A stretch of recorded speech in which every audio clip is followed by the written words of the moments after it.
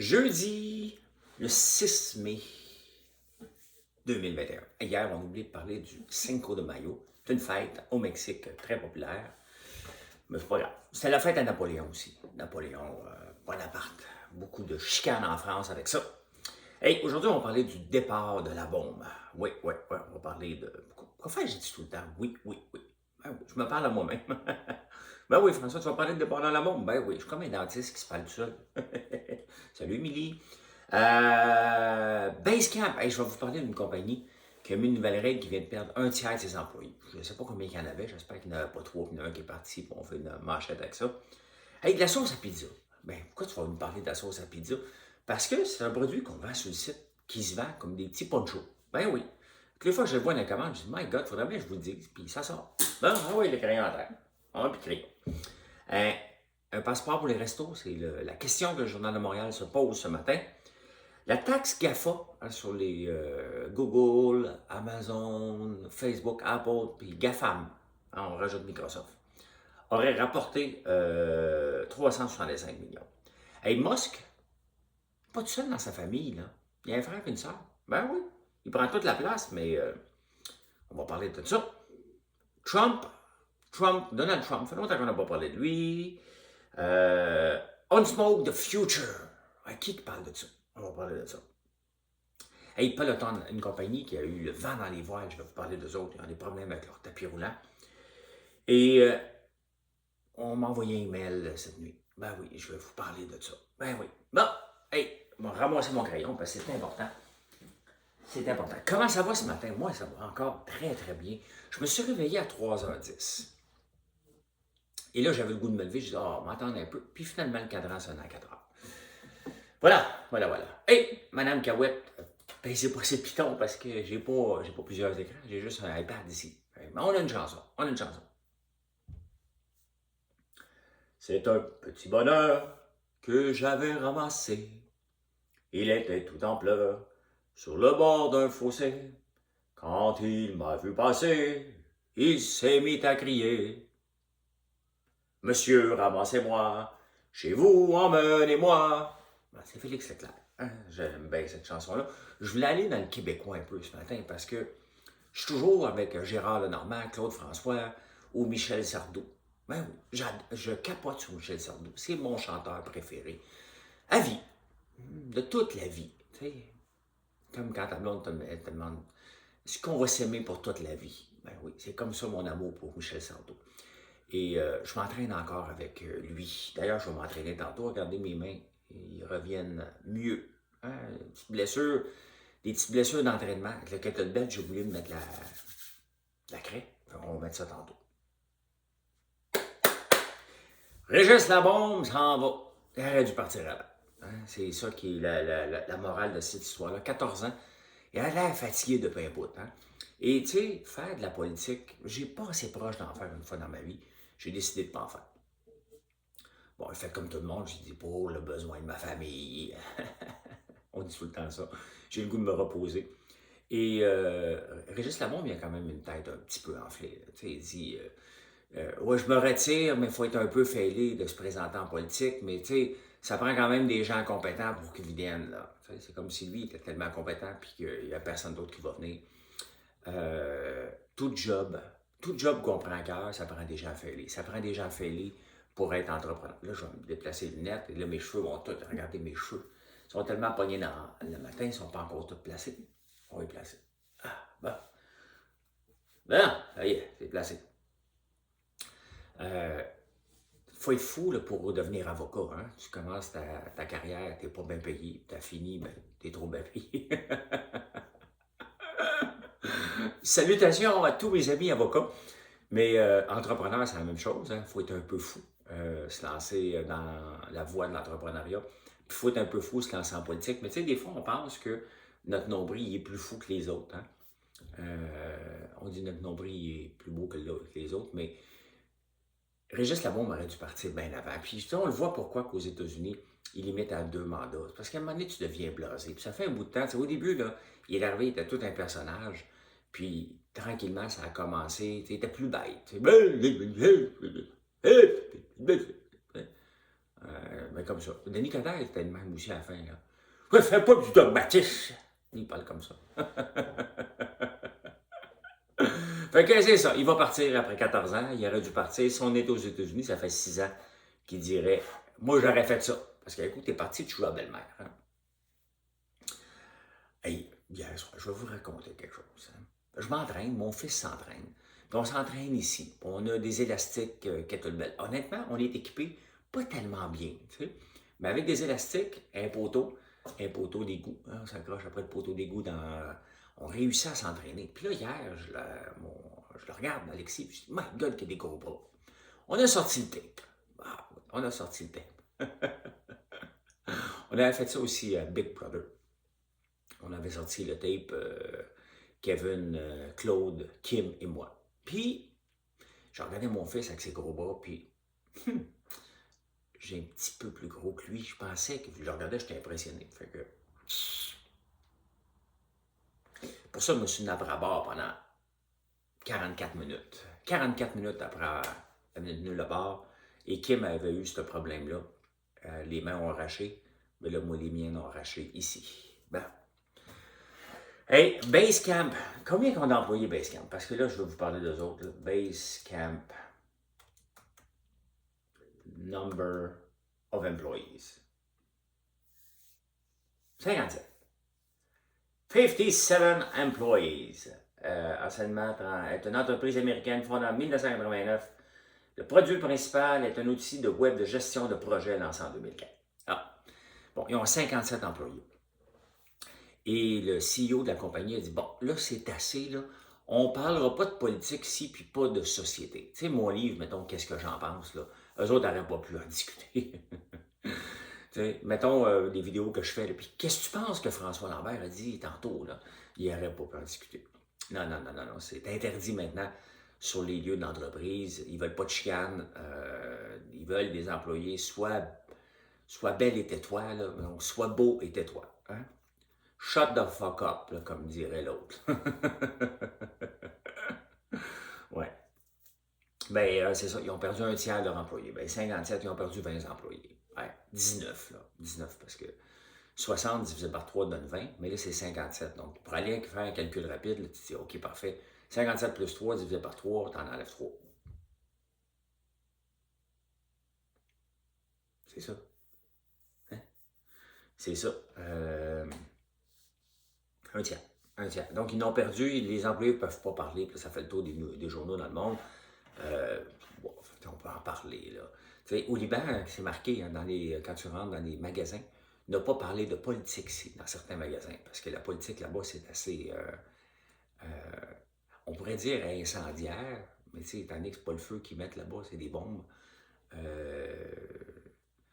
Ben, c'est ça. Ben, écoute, je fais pas une mauvaise blague, là. C'est que, ils ont fait sauter des présidents régulièrement. Là. Donc, la politique est un sujet incendiaire, mais aux États-Unis, quand même. Ah ouais, c'est sûr que tu parles de Trump. C'est que Trump aurait vivé ça, là, ces affaires-là. Il n'y a pas de bombe qui saute au Liban, là. Capotez pas, là. Capotez pas. Mais c'est ça. Ça fait de la chicane, la politique, mais dans des compagnies, faire ça aux États-Unis, c'est un peu weird. Hey, je suis toujours surpris. Moi, j'essaie de regarder la plupart des commandes. Des fois, il y en a trop qui rentrent, mais j'essaie de comprendre qu'est-ce que les gens achètent. Bon, je vois bien que les gens achètent les savons, achètent les gaufres, achètent tous nos popcorn, tu sais. Mais il y a un produit que je ne vous parle jamais, puis c'est impressionnant, les ventes, c'est la sauce à pizza. Donc, vous faites beaucoup de pizza maison, puis la sauce de Saint-Antoine qu'on a sur le site sort en masse. Vous irez voir ça, c'est ça. J'avais marqué sauce à pizza. Hey, dans le Journal de Montréal. Dans le Journal de Montréal, on parle de sauce à pizza.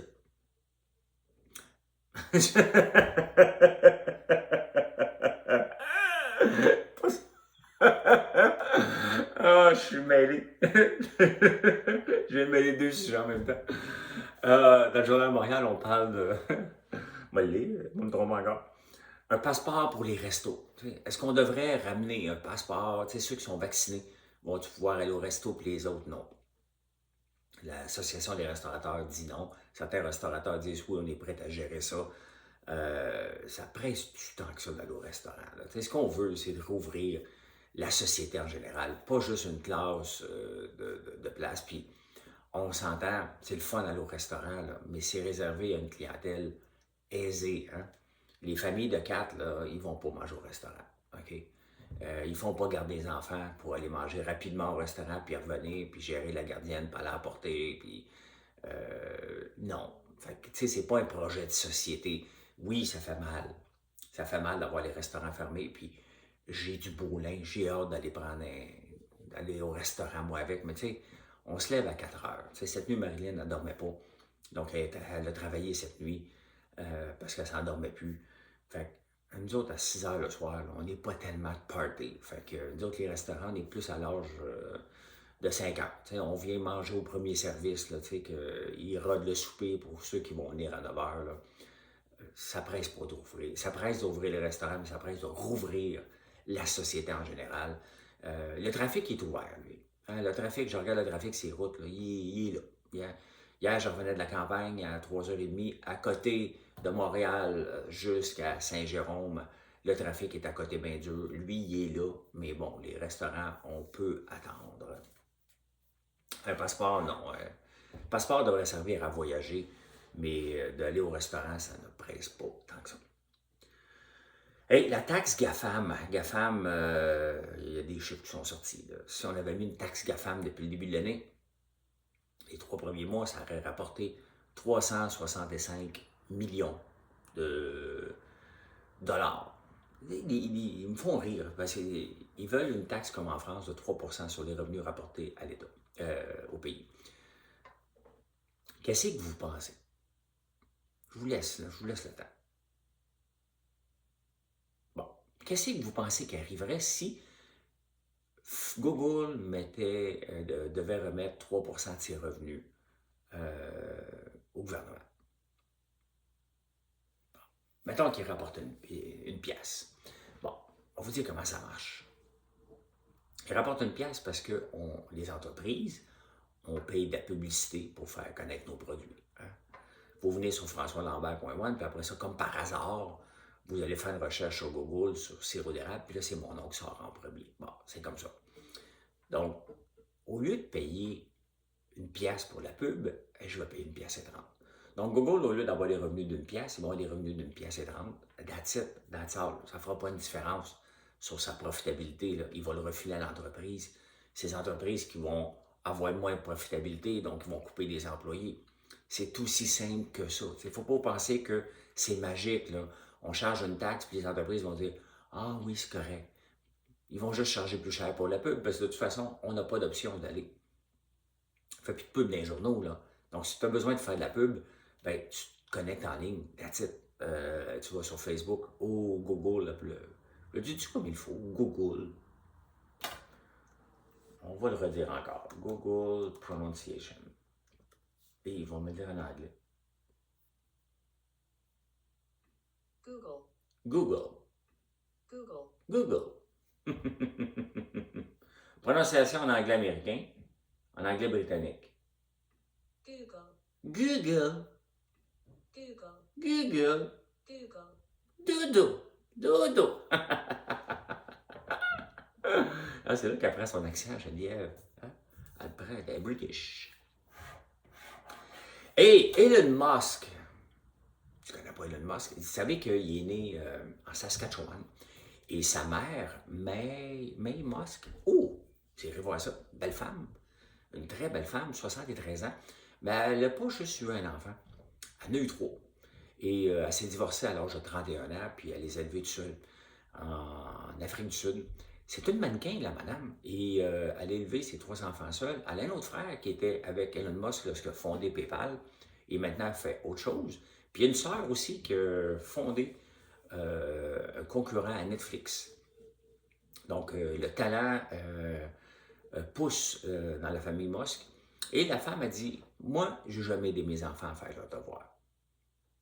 Ben, je pense que mes gars ont tout un avenir devant eux, parce que moi aussi, je les ai pris à faire leur devoir. un peu.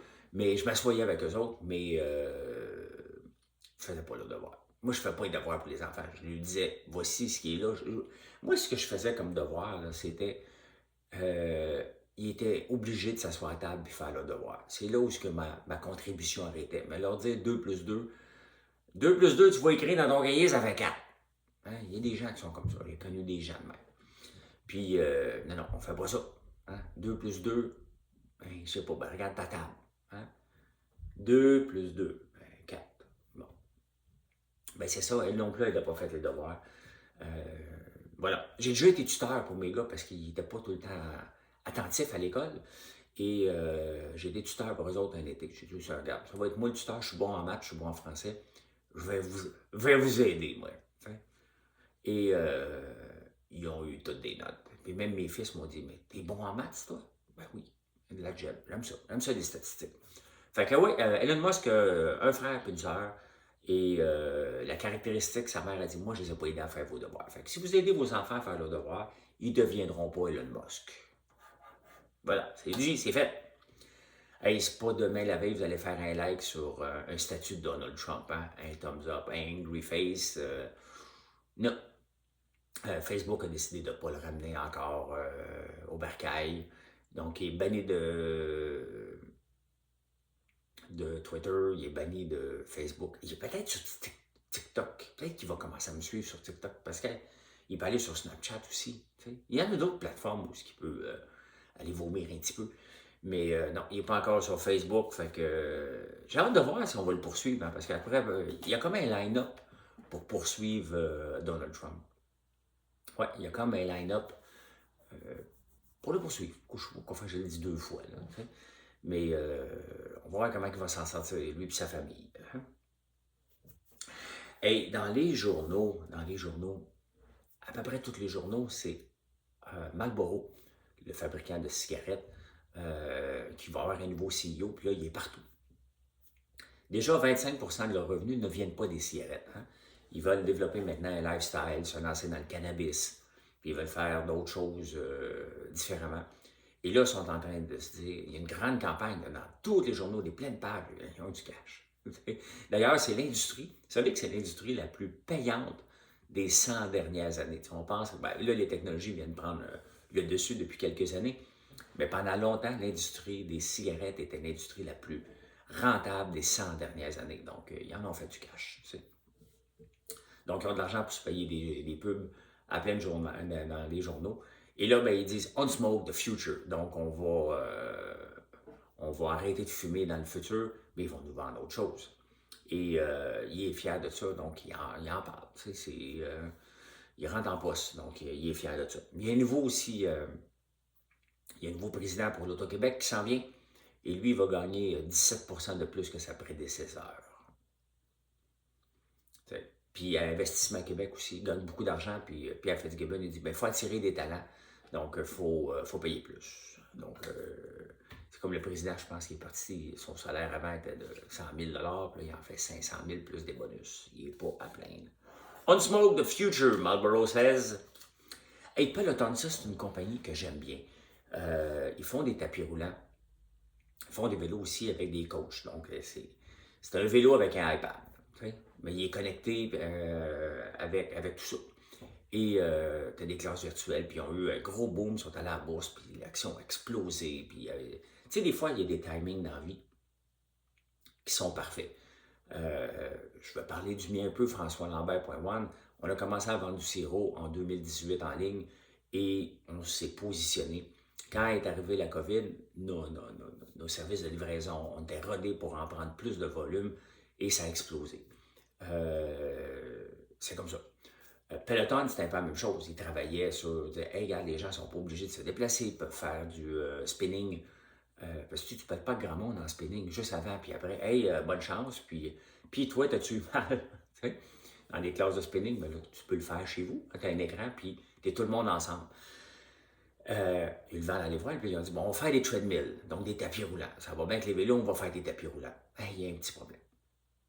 Il y a un petit enfant qui est mort de 6 ans, parce qu'il est passé en dessous de la chaîne du tapis roulant, puis le tapis roulant ne s'est pas arrêté. Donc, ils n'ont pas voulu rappeler les tapis roulants, puis là, ils viennent de les rappeler. Donc, tous les tapis roulants avec cette compagnie-là ont été rappelés maintenant. Ils vont être remboursés, les gens, ça fait mal à la compagnie, mais bon, la sécurité d'avant tout. Et d'ailleurs, tu sais, moi, j'ai jamais vu d'accident de tapis roulant à part que sur YouTube. Mais à Big Brother, il y en a eu deux. Hein. Il y a Kevin qui est tombé en bas du tapis.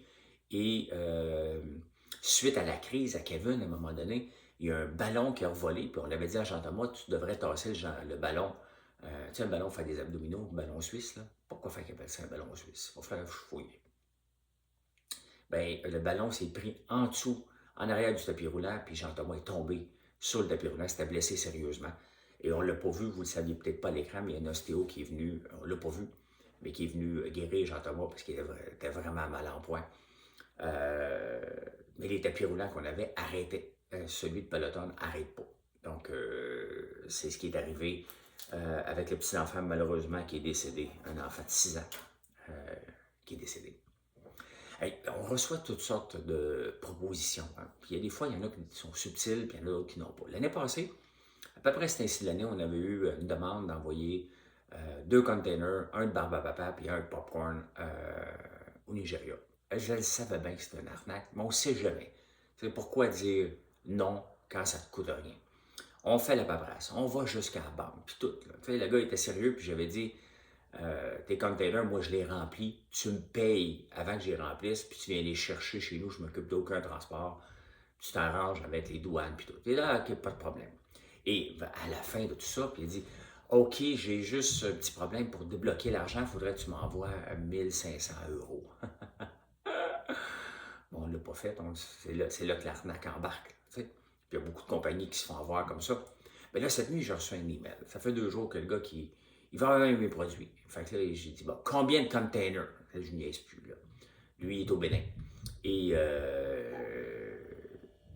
ben, j'ai dit, envoie-moi du cash. Tu sais, fait que là, j'attends sa réponse. J'ai peut-être sa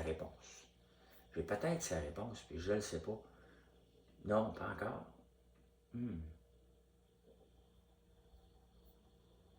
Ah, ben, je ne l'ai pas encore.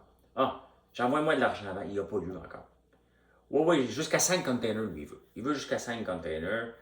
Besoin de vos produits, quelles sont les procédures à suivre? Pour envoyer au Bénin, combien de containers? Oui, ça, c'est 5 containers. Envoie-moi de l'argent avant. C'est ça la procédure à suivre. C'est aussi simple que ça, comment qu'on arrange ça. Je sais bien que ça n'arrivera pas, là. Mais il ne faut jamais dire non. D'ailleurs, j'ai déjà été au Bénin une fois pour une proposition d'affaires. Vous savez que le Bénin, il y a une place qui s'est indiquée, puis j'en parle souvent, c'est marqué la porte de non-retour. Parce que la plupart des Haïtiens viennent du Bénin. Et lorsqu'ils franchissaient cette porte-là, ben, ils savaient qu'ils ne revenaient plus jamais. Bien entendu, c'était des esclaves. Donc, c'était touchant. J'avais été justement avec un Haïtien là-bas. Fait que voilà. Et voilà comment j'ai vu l'actualité en ce jeudi 6 mai 2021. Je suis rendu bon là, pour l'année. Et je vous souhaite une excellente journée. Et on se reparle un peu plus tard dans la journée. Merci d'être là. Merci de visiter françoislambert.one. Et ben, amusez-vous. Bye. Bonne journée.